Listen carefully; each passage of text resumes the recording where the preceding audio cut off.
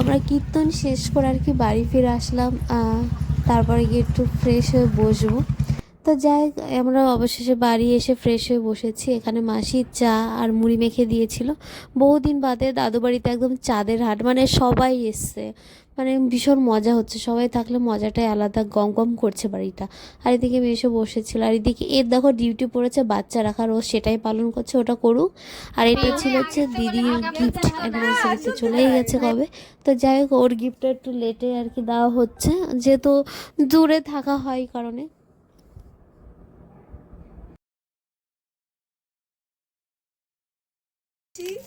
বল, anniversary gift related, মানে গিফটটা অ্যানিভার্সারির আগে রেডি হয়ে গেছিল, কিন্তু হাতে পৌঁছাতে লেট হয়ে গেছে। একদম একদম।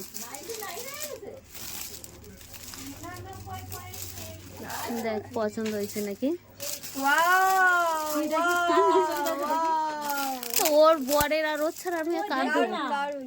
দেখছি তাই কোন ছবিটা কেমন হয়েছে? দাঁড়া দেখাই, দাঁড়া এটা ঘুরিয়ে দেখাও, কমপ্লিট করো। সালা এই ছবিটা আমি মোবাইলেও দেখেছি।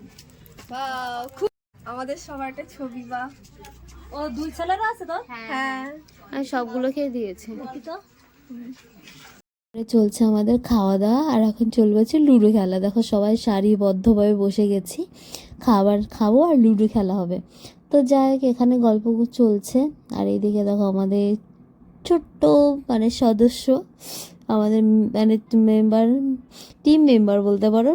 তো যাই হোক, এখানে বসে খেলা করছে, কি আর করা যাবে। যাই হোক, সুন্দর একটা দিন আমাদের কাটলো, সবাই মিলে মিশে গল্পে হই উঠলো, মানে যাই হোক, ভীষণ সুন্দর একটা মানে দিন কাটলো আমাদের।